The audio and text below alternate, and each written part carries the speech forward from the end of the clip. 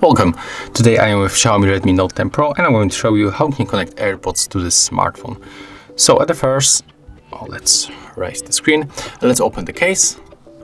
Click and hold this button until this indicator starts blinking on the white color.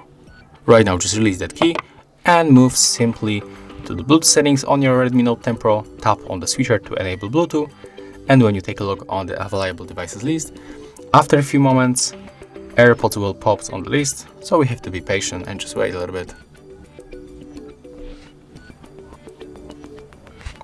Just tap on them, click pair, and as you can see, after a few moments we are connected and we can use our AirPods with Redmi Note 10 Pro. And that's all. If you found this video helpful, remember to leave a like, comment and subscribe to our channel.